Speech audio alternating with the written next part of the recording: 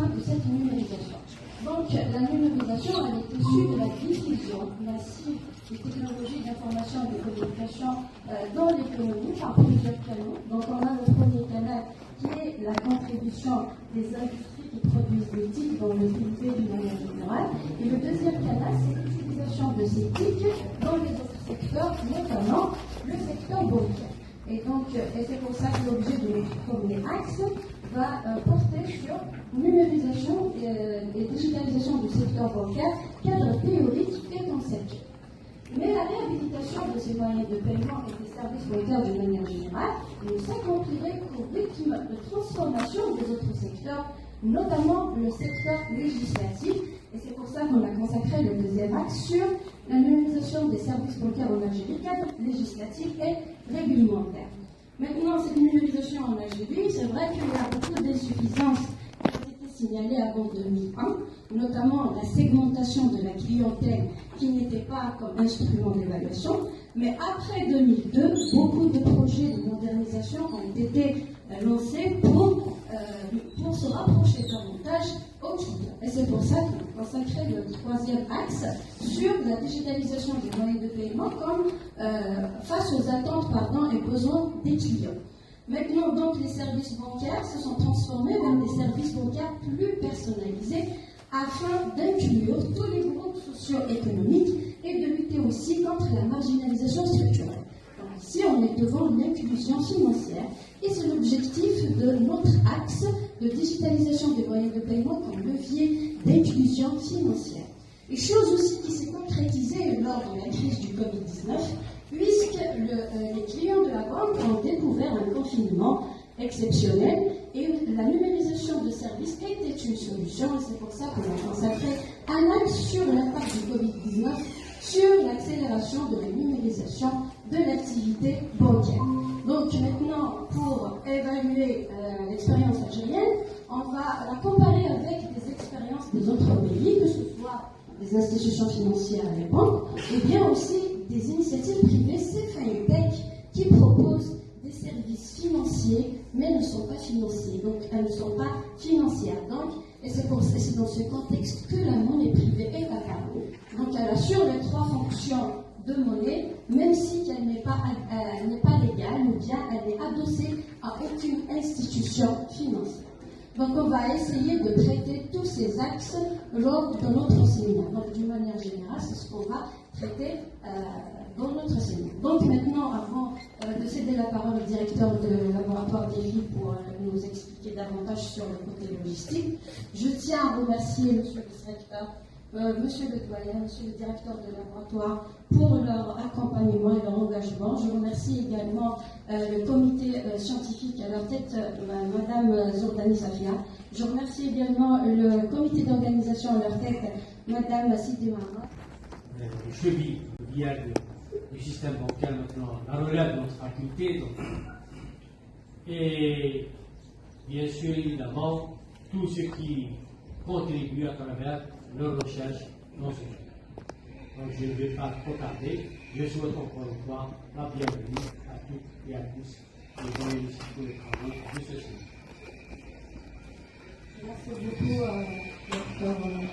professeur de laboratoire pour tous ces éclaircissements pertinents. Donc maintenant, je céderai la parole au doyen de ma faculté, docteur Laïch. Merci, madame la présidente. Merci, Frédéric. Salam alaikum. Bonjour tout le monde. Permettez-moi tout d'abord, au nom personnel et au nom de tout le personnel enseignant à RTS de la faculté des sciences économiques, commerce et des sciences de gestion, de souhaiter la bienvenue à tous nos partenaires, à savoir donc, le CPA et c'est vrai. Bien évidemment, tous les participants, parce que sans leur communication, donc on ne va pas se réunir aujourd'hui pour débattre la question de la libéralisation. J'espère ne pas avoir vu personne, mais le métier servi.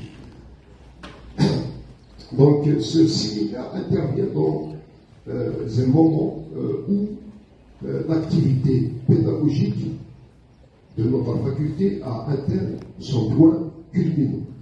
Et se tenance de doctorat, et se tenance de master. Monsieur le vice-recteur, pour inaugurer le séminaire. Et je tiens à remercier monsieur le vice-recteur chargé de la planification, je l'ai pas vu tout à l'heure. Et je remercie aussi le professeur Yessi qui m'a accompagné tout au long des préparatifs de notre séminaire. Voilà, donc à vous la parole.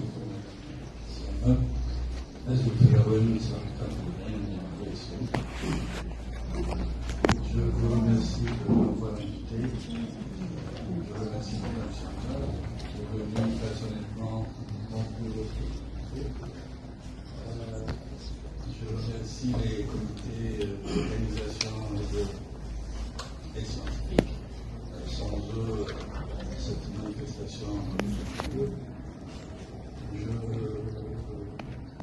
Je souhaite la bienvenue à tous ceux à vous tous, vous qui êtes de l'université de Paris, ou alors de l'extérieur, des banques. Je vous souhaite la bienvenue. Par rapport au thème, je vous dis, j'ai eu la chance hier d'être à Jean-Marc et j'ai aimé la radio télévisée, j'ai écouté Madame Sia. Franchement, c'est un plaisir. On sent que c'est l'enseignante qui parlait, qu'elle était très pédagogique. J'ai tout compris, madame. C'était un plaisir. Certainement, les travaux que vous allez entamer vont être fructueux, d'autant plus qu'il s'agit des banques, qu'il s'agit de l'argent. Vous ferez certainement très attention et beaucoup de rigueur, beaucoup de pratiques financières, certainement qu'on ne connaît pas jusqu'à maintenant. J'aurais aimé être là pour découvrir toutes ces choses-là. Je dirais juste à M. Laïch d'éviter d'être au point culminant, parce que vous savez très bien, après le point culminant, il n'y a plus rien, n'est-ce pas? Ça ne peut être que la descente après.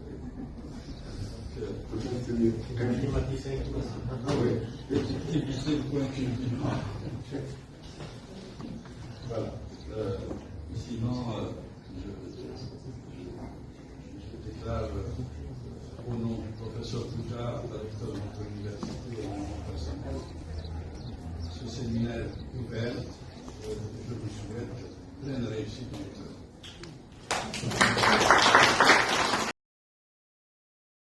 Madame Siamna, enseignante à l'université Mouloud Mamed Tizi Ouzou à la faculté des sciences économiques et présidente du séminaire national hybride portant sur la numérisation des services bancaires en Algérie, opportunités et défis, qui a commencé aujourd'hui ce matin. Donc l'ouverture s'est déroulée dans de bonnes conditions et on a eu l'honneur de recevoir professeur Saadi, vice-recteur de la recherche, qui a inauguré notre séminaire, et aussi avec la présence de vice-recteur chargé de la planification, professeur Mehalbi. Donc notre séminaire, il a pris une dimension nationale assez importante, donc il a presque couvert tout le territoire national avec les contributions de 35 universités. Donc aujourd'hui, on a eu l'honneur de recevoir professeur Yessi de l'université de Bougie. On a eu l'honneur de recevoir des banquiers. On a reçu monsieur Mazari Sofiane, représentant de la CPA, partenaire officiel de notre séminaire. On a reçu aussi, en l'occurrence, le directeur régional de la KNAP Bank et aussi monsieur Saïd Slimane, un banquier au sein de la BDL. Voilà, et aussi nos professeurs, en l'occurrence, professeur Amir. Voilà.